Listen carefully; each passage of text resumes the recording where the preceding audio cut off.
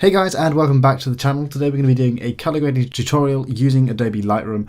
Today we're going to be taking you through our presets in the cinematic preset pack, and we're going to be editing this photo. So it went from looking like this to looking like this. Now this is using the Cinematic 6 preset in our preset pack, which you can find on our website here. That's the Cinematic Film Look preset pack, and you can see all the different effects you can get using this preset pack. So we're going to be taking you through that today, and hopefully you guys can get an idea on how you can edit in a cinematic style. And if you want to go ahead, you can purchase this preset pack from the link below. So I'm going to go ahead and I'm just going to reset this image, and we're going to start from scratch. Okay, so this is a raw file. If you guys are editing, I recommend you use a raw file if you can.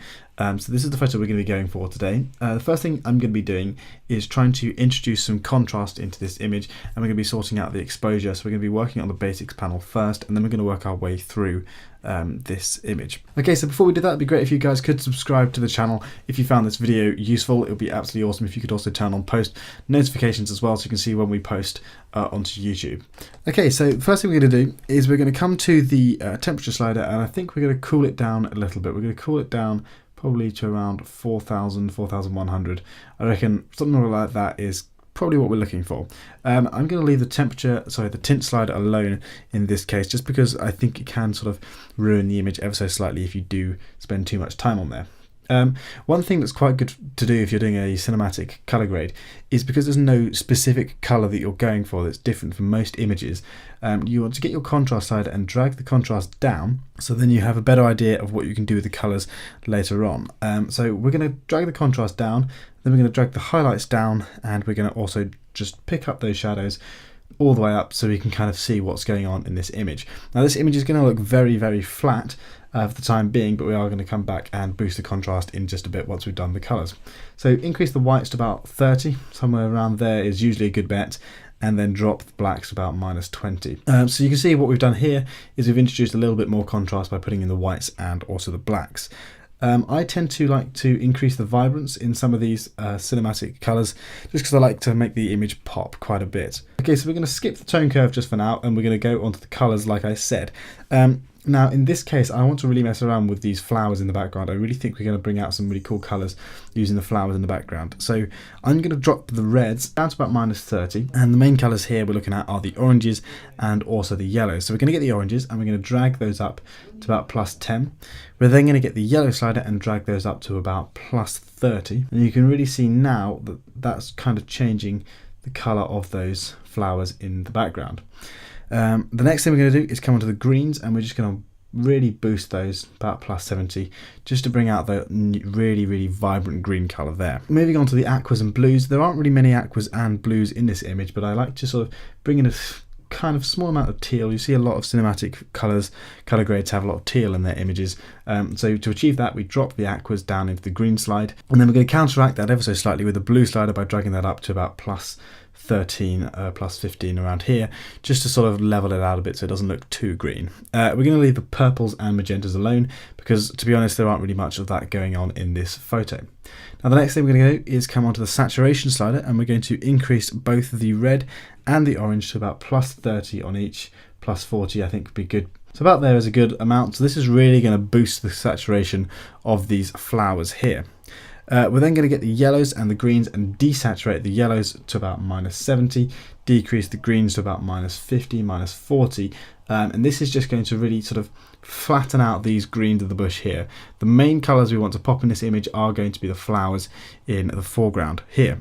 Now for the aquas, we're going to leave the aquas where they are, but the blues, we're going to increase those. Just going to boost a bit of the blues in the image. We want those to stand out a little bit more. There's a bit of blue here in the watch and also the jean shorts here. So we're going to try and boost those colours ever so slightly, and then just for argument's sake, we're just going to get rid of some of the saturation, some of the purples and also the magentas, just because if there are any colours leaking through, we don't really want those to show in this colour grade. The next thing is the luminance. Now luminance is basically just the brightness or the exposure of each individual colour in the image.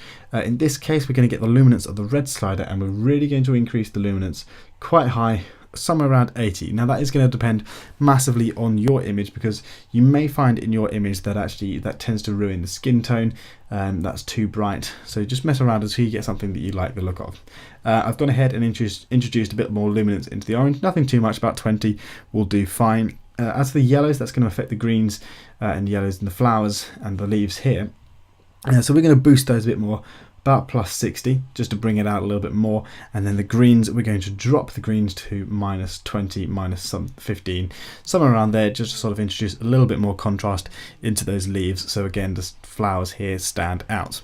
As for the aquas and blues, we're going to introduce a bit more exposure into the aquas, about plus 20, and into the blues about plus 50, just so those colours pop a little bit more. And then again, we're leaving the purples and magentas alone. So that's it for the HSL slider. I'm going to close that up, and we're going to come back up to the basics panel. And like I said earlier, I wanted to mess around with the colours first before I went in and adjusted the contrast, just because I can see more of the colours now, whereas if I put it back up to 0, you can see it's a slightly darker image. But in this case, I think it's going to look quite nice if we put some more contrast in the image. I tend to put quite a bit of contrast in the cinematic color grade, just because I kind of like the look it gives. Now we're going to come onto the tone curve, and we're going to do a very, very subtle tone curve. So you're going to put a point here and a point somewhere around here. We're going to increase the highlights very slightly. We're going to increase the shadows because we want to bring out a little bit more detail down there in the shadows, and we're going to introduce a small amount of fade as well. Nothing too drastic, but you can see what we've done here is lightened up the highlights, lifted up the shadows, and also introduced some fade. The next thing where this image really comes to life is going to be on the split toning. Now, I tend to try and use complementary colors, so you can go for oranges and blues. If you look up the color wheel, you can see the complementary colors. So in this case, we're gonna, if you press Alt on your keyboard, you can slide it along and see the colors. I'm gonna go for an orange, so somewhere around 24 is fine. I'm then gonna introduce some saturation, and in this case, we're gonna put a lot of saturation on. About 20% saturation, I think, is quite a good place to sit. And then we're gonna go to about the blues, somewhere around here. 235, 230, 225 is probably a good bet. And again, with the saturation there, 16, 15 is a good bet for the saturation there. And then you can see this really works quite nicely. We've got complementary colors working in the shadows and the highlights. And that's a really good thing to think about when you are doing these sorts of color grades. So I'm going to go ahead and close up the split toning. Before I do go on, I'm just going to quickly say, if you could go check me out on Instagram, it would be great. My Instagram handle is Sebastian_JWB. Just go follow me over there. It would be absolutely awesome if you could drop a like on one of my images. And also my brother, Matthew_GKB. He's got some really cool photos coming up now on his Instagram, so go check us out over there. Without any further ado, let's continue with this color grading tutorial. We're almost finished actually. We're just going to come down to camera calibration, and this is really where we're going to bring the image to life. So if I press the before by pressing backslash, you can see what this image looked like before, and then the after, you can see what it looks like now. So you can see this is not the image that we had showing beforehand, this one here. As you can see on the cover of our product, but this is where we're really going to bring it to life using the camera calibration. So we're going to come to the red primary, and we're going to increase that to about 50%, and then we're going to come to the blue primary, and we're going to decrease that all the way to -100, and suddenly this image really pops. Suddenly you get these really vibrant oranges, these really nice teals in the photo, and it just all comes together really nicely once you do this. So if I just turn off the camera calibration, you can really see how much of a difference that makes to the overall image. And this look could not have been achieved if we just left it using the HSL slider. It would have taken a lot more work to get to that point. So what's really done this look here is by having 100%, -100% on the blue primary and only 50% on the red primary. I could increase the red primary to +100, but we get slightly more orange look in those flowers. If we go for 50, we get a slightly more pinky red, which I kind of like the look of. As I go to the saturation, I'm going to leave the saturation at 0% on both of those. I don't want to mess around too much. If I drop that off, you can see how much that makes a difference to the flowers. You could make them more vibrant, but I really think that's overdoing the image. And again, you can see with the red primary, I think it's quite nice where it is. So I'm going to leave that alone there. And I'm just going to close that up. And I think we're basically done. You can come into the detail and introduce a little bit of noise reduction to soften it up. And then if you wanted to, one nice thing to do would be to come in with the brush tool, maybe lighten up her hair ever so slightly. So just draw over hair and drag up those shadows just to introduce a little bit more lighting in the hair there, and then maybe you could lighten up these other parts of the image here. But I think that's where we're going to leave it today. I don't really want to spend too much more time on this color grade. It's a very quick, very simple color grade. You can see how quickly we did that, and all we really do is introduce some more contrast into the image. Make sure you crush those blacks and brighten up those whites to really make this image pop. Don't drop the vibrance or saturation like we do in lots of our other color grades. You're really making the vibrance increase here. Maybe introduce a bit more clarity if you wanted to make it stand out a little bit more, but that's what we're looking for there. And then the next thing to do is just to choose those really important complementary colors in your split toning. So for the highlights, I've gone for a red, and then the shadows, I've gone for the blues. So you can, if you want to, you can just search color wheel on Google, and you can see here you go for oranges and blues, reds and greens, yellows and purples, or you can get these more complicated ones. I think there is one on the Adobe website, but you'll have to search that yourselves.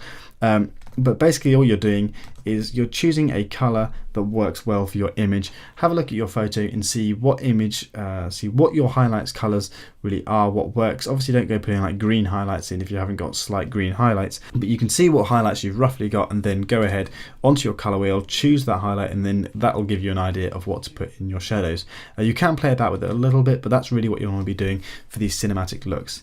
One last thing that I would like to mention is with these cinematic looks, a lot of the time you see people introduce a lot of fade into the images, and that's really where the cinematic look comes from, introducing that fade into the image. In this one, we haven't introduced too much, but we've introduced just enough to give it that nice flat matte look. You can see if I took that away, the image would look very different to what it looks like now with some fade. And then again, you can also introduce some more if you wanted to. But that's it for today's tutorial. I hope you did enjoy. So that's the before photo, and this is the after photo. You can see how much different that makes with just one click. If you go ahead and buy a cinematic preset pack, you can get 12 of these cinematic presets.